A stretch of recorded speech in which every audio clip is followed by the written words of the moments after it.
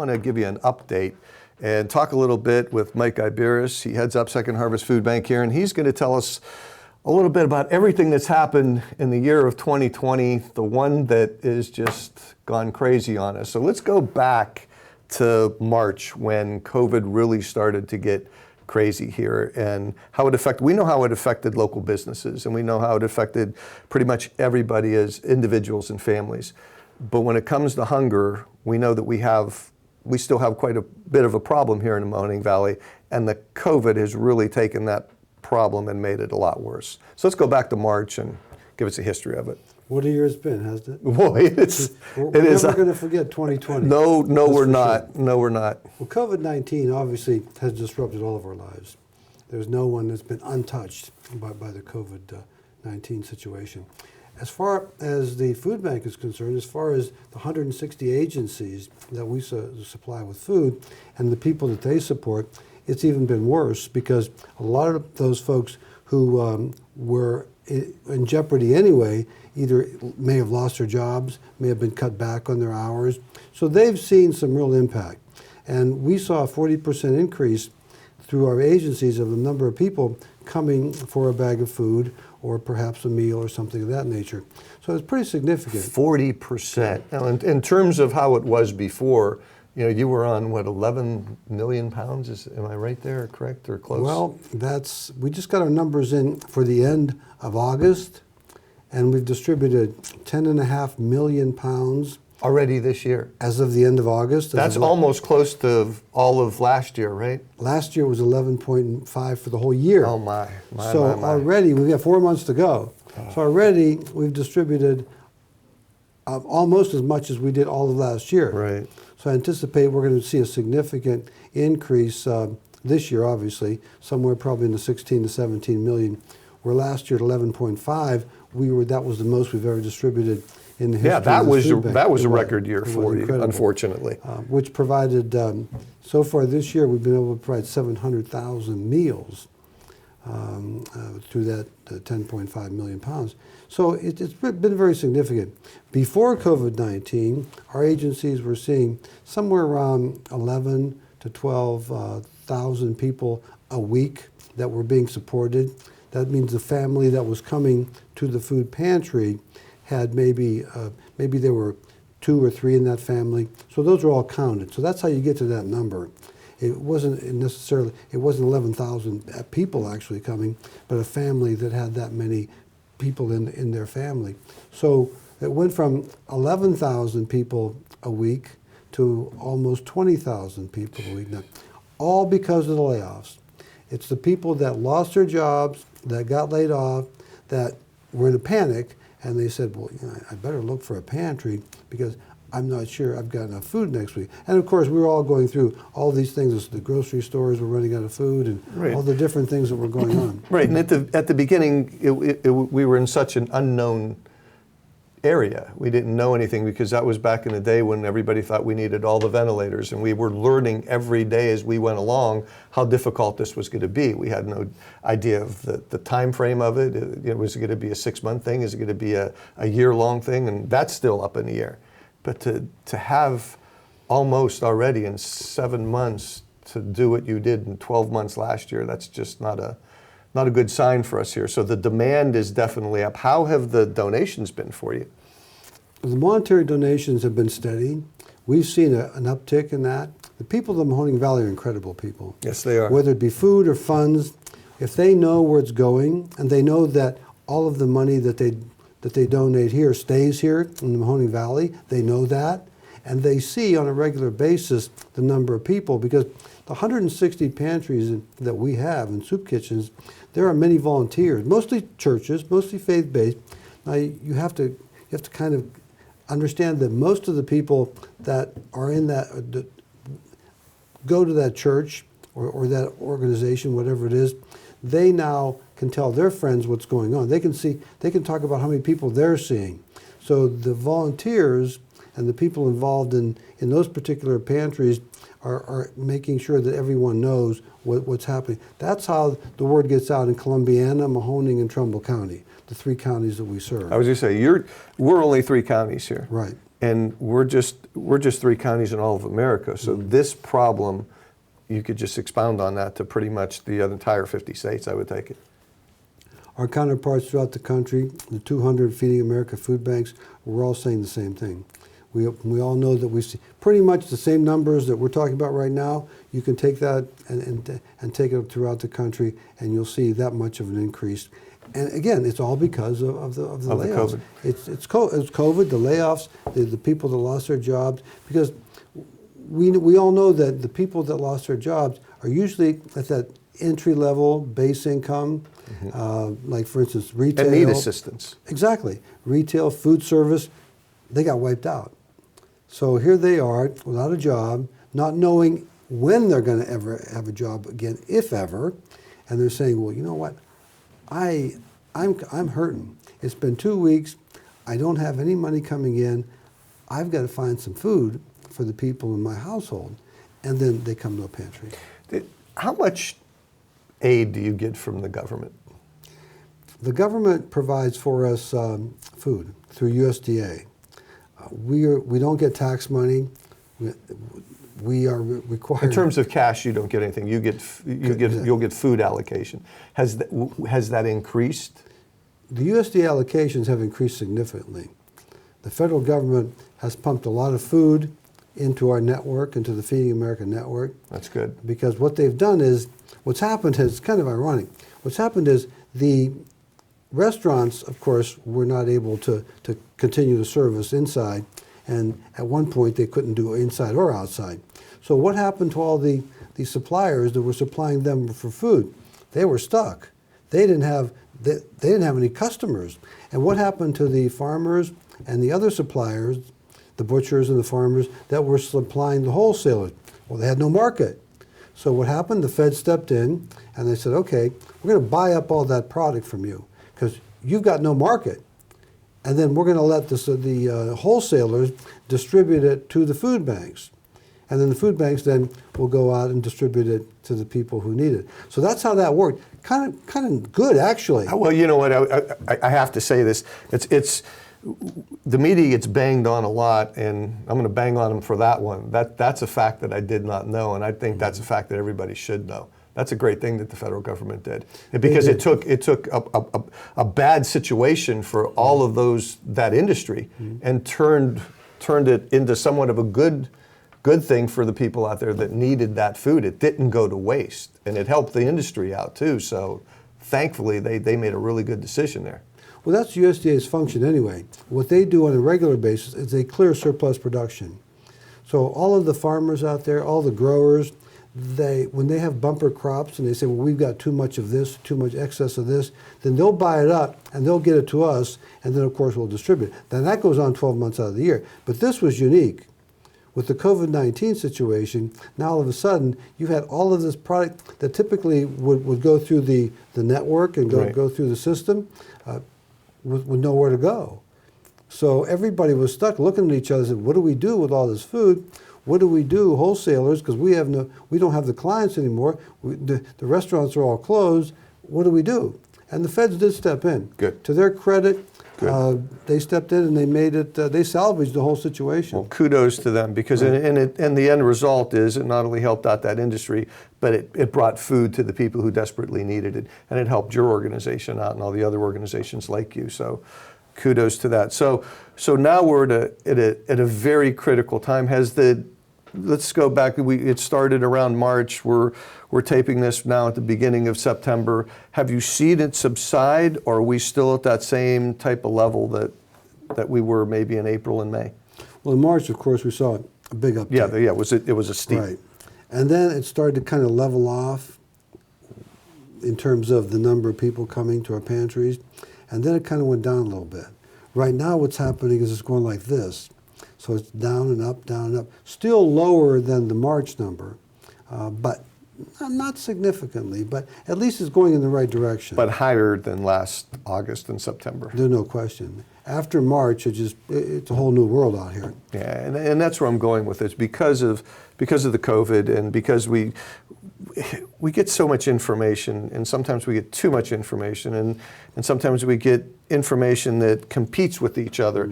people don't know what to believe. So we're talking to you, and you run Second Harvest, and you're telling us right now that the need is out there is still as great as it has been during COVID, and it's not subsiding at all. So we really need to keep up in our community with helping out here. I just have to take a minute to plug the pantries and kitchens that they're supplying food on a regular basis. They didn't skip a beat. Those volunteers at those churches and other organizations, that the 160 agencies that we supply on a regular basis, they didn't skip a beat. Their volunteers were still there. Now, some of them did have to take a pause. Yeah. Because their volunteers were mostly over 65, and there was a concern that maybe the COVID-19 may affect them.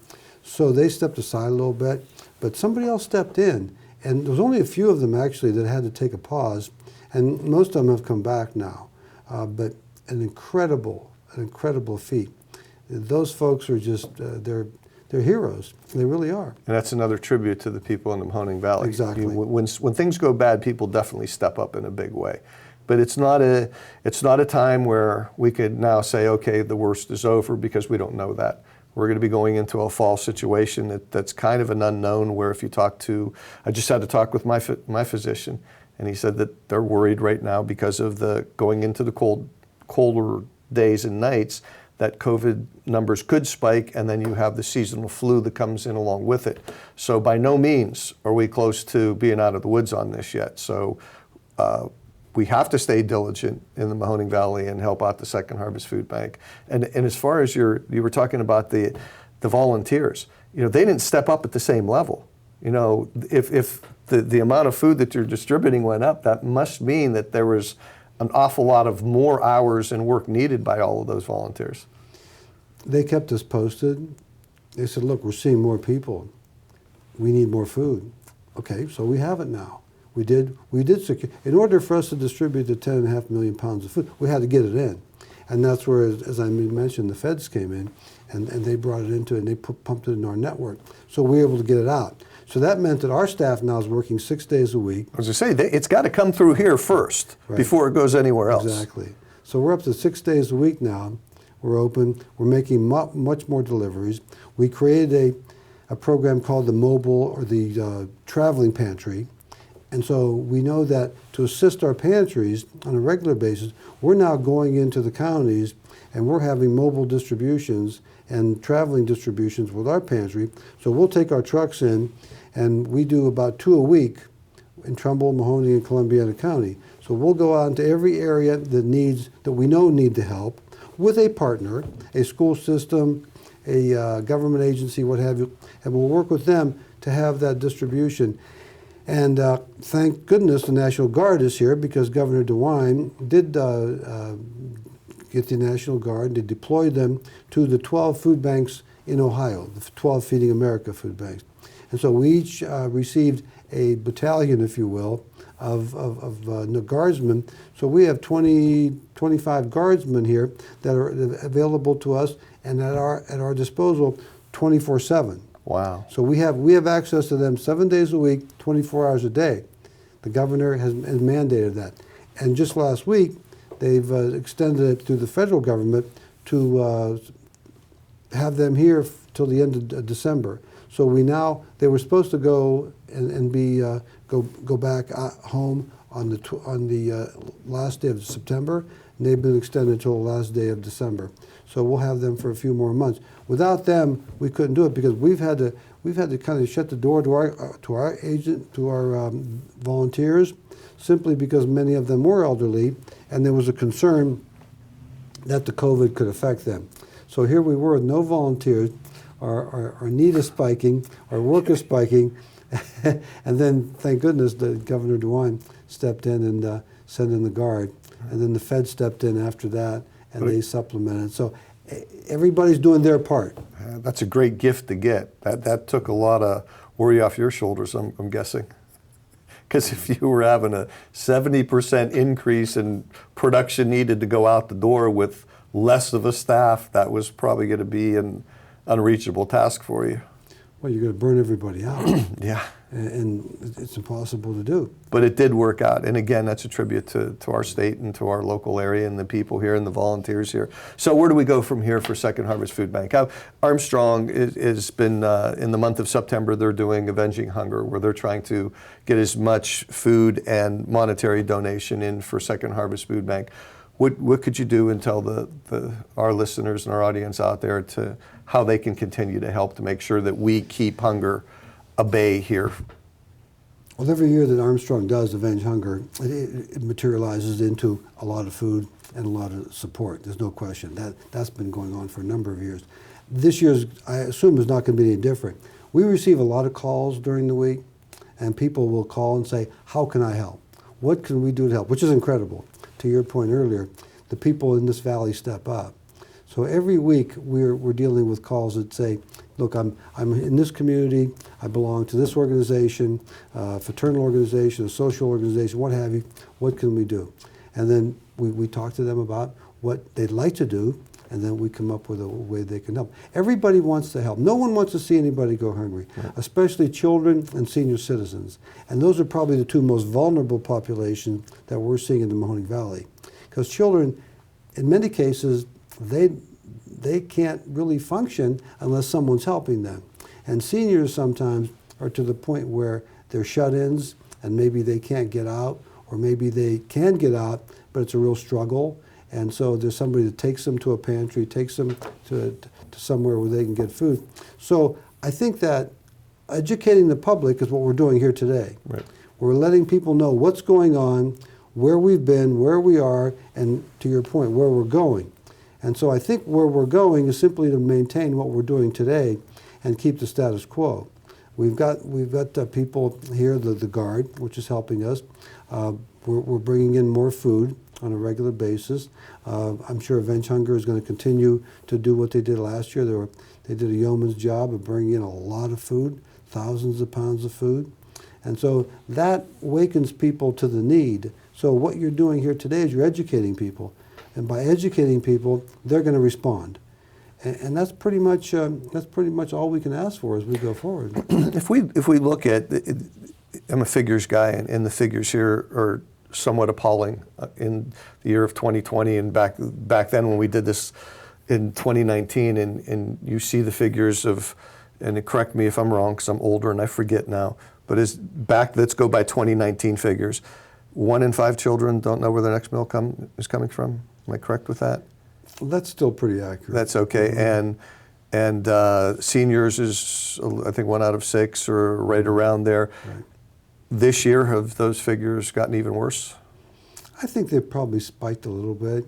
It's hard to tell because right now with everything that's going on, it's really, sometimes those figures, for instance, we've told our pantries because of the fact that this COVID-19 is going on, they're required through federal requirements to take figures. In other words, they give us figures every month on how many people that they've served by category, by age group, and demographics, and so on. And we've kind of put that on hold right now because everybody's so swamped with what right. they're doing. Feeding the people is more important than the statistics right now. But we're going to go back to it soon because everything's kind of leveling off. Everybody's kind of getting used to what's happening. And so I think those numbers probably are as accurate as anything, maybe a little bit higher. We just received last year a grant from the feds, which we applied for senior boxes. And when I say boxes, it's simply they're providing us with enough food to pack 800 boxes for low-income seniors. So we work with our pantries to identify the most vulnerable seniors, in many cases shut-ins, that need the food. So 800 of those seniors now are receiving this box. It has 80 pounds of food in it. Wow. It all comes from the feds. It all comes from USDA. We simply pack it here, and then we provide it to our agencies, and then they identify the people in their community, because they know it best. Whatever community they serve, and the 3 counties, pretty much all communities, have at least one pantry. They know who needs the help. And many times those people in that church or in that organization will then maybe take the box to the senior if that person can't come in. So these are actually the most vulnerable of seniors. And right now we have 800 that we're providing, and we've applied for another 200 slots that it looks like we're going to get. So we could be close to 1,000 seniors a month. That makes a big difference to a lot of people. Sure it does. What about pets, pet food? Is that something that still comes through here? From time to time, we do receive pet food because we pick up on a daily basis from the retailers, the Sparkles and the Giant Eagles and so on. They're unsaleables. Many times there'll be some pet food. Sometimes the pet food manufacturers will send us 4 or 5 pallets of pet food because a lot of families do have pets. Yeah. A lot of seniors do have pets because it's their company. And so we do provide it here. And so when we get it, we simply make it available to the pantries like we do with the other food. And then they know who has the pets. They know who needs it. And then they can ration it out to the people who need it. We don't get a lot of it, but a few times a year we'll get some pet food in. Okay. So let's cover one more thing and we'll let you go for the day. But when the audience out there is looking in and they say, I need to do something, I need to help in some way, there's 2 ways that they can help, obviously, or 3. They could volunteer at a pantry, or here is not probably the place right now because of the COVID and because they've got the National Guard here helping out. But besides volunteering, then there's ways of giving food or monetary. For giving food, there's going to be distribution points that they can do. You can go and buy a bag of groceries.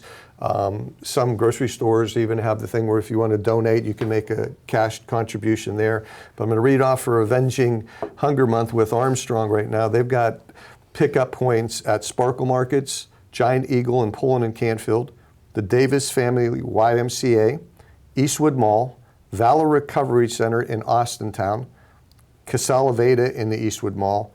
And of course, you could always go to the Armstrong office in North Lima. And while you're there, you could even, they have a raffle going where you could win a 40-inch TV. Tickets are $5 for seeing if you can win that TV, but just come in and you can make that donation of the $5 and you can drop off some food while you're there.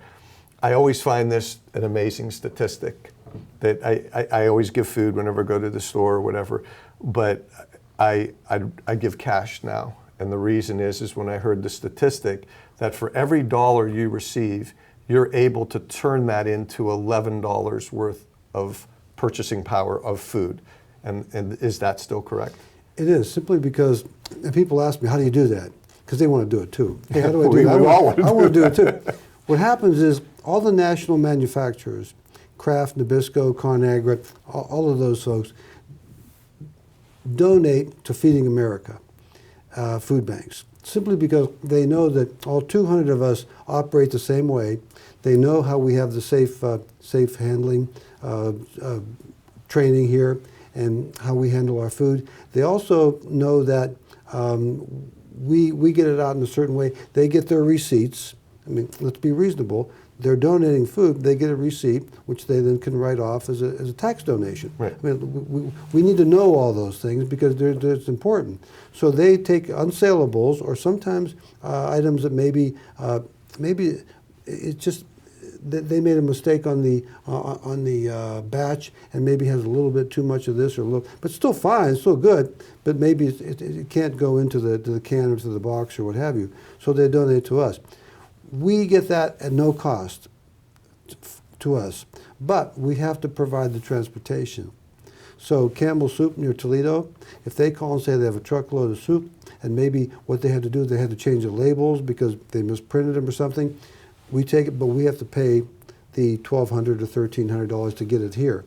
And that holds true for all manufacturers. So there's sometimes where we get into that expense. So the ability to pay that turns into these 6 meals for $1. Wow. And so that's and we all use the Feeding America food. We all use the same numbers, and so we came up with that number. Doesn't matter how you get there. That's a phenomenal thing that all of them, along with you, it makes it easier for everyone to be fed, and that's the bottom line, I think, of everything. So don't if you want to buy food, that's great, but also cash contributions are greatly appreciated because of how they can turn that into even more and more food than just donating a canned good. So how does somebody make a cash donation to Second Harvest Food Bank? People will call us, they just send it in the mail. Just a check out to They'll Second send Harvest? a check in the mail to us here at 2805 Salt Springs Road. They can drop it off. They can come here and drop it off. We've had both. We've had people that just come through the door, say, I'd like to make a donation. We get a check in the mail.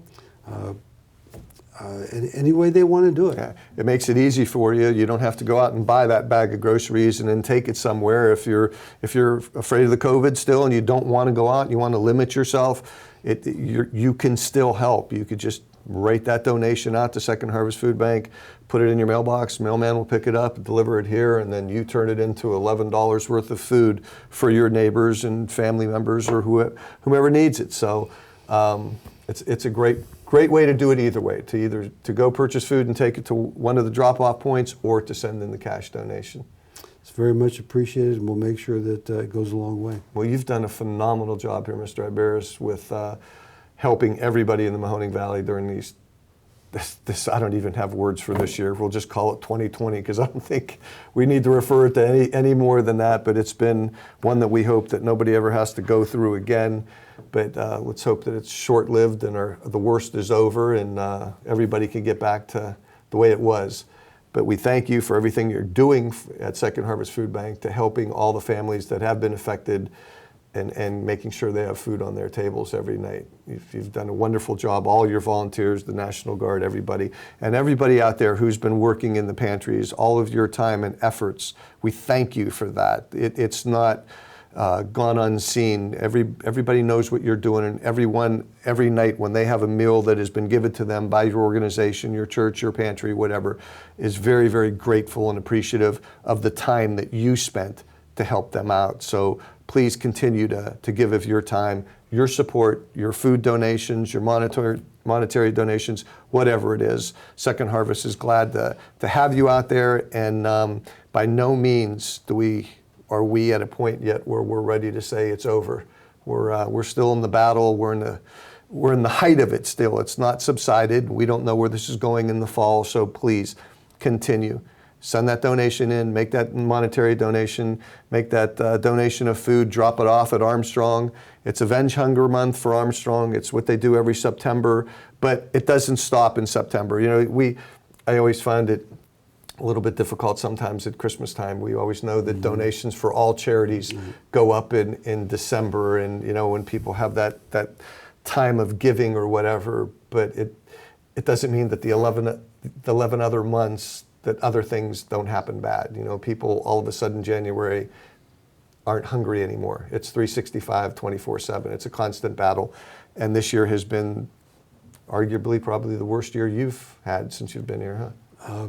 Absolutely, the worst year most of us have had. Yeah. So our thanks to our Armstrong. Avenge Hunger is always a great help to us, and to the people of the Mahoning Valley. Thank you, hungry people. Thank you every day of the year. Yes, thank you very, very much. And please continue all your generosity. It is greatly appreciated. There's nothing better to do than to give to someone in need. And till we get through this, there's a lot of people that need your help with food. And the Second Harvest Food Bank is there to take care of your donations and make sure it gets to the right people and on their table so that they can feed themselves. Thank you so very much for everything you do, and thank you, Mr. Iberis, for helping us again today, and everything that you and all the rest of the staff here at Second Harvest does. You're an incredible organization, and without you, I don't know where a lot of people would be today. So thank you again, and thanks for listening. And please share what we have told you today with your family members, your friends. Get on Facebook and make a plea. Go on Facebook and start a little fundraising thing on there where you could see how much you could raise and then send that check into here. Remember, $1 turns into $11 of food. And the meals, it's $1 turns into 6 meals? 6 meals. 6 meals. So every dollar you give is going to put 6 meals on tables here in the Mahoning Valley. Please continue to help. Thank you again. Bless you all. And let's hope that this doesn't last too much longer here and we get through this. You take care. We're going to see you again real soon on another great show we're going to have for you, and keep watching. Thank you again, and please donate to the Second Harvest Food Bank.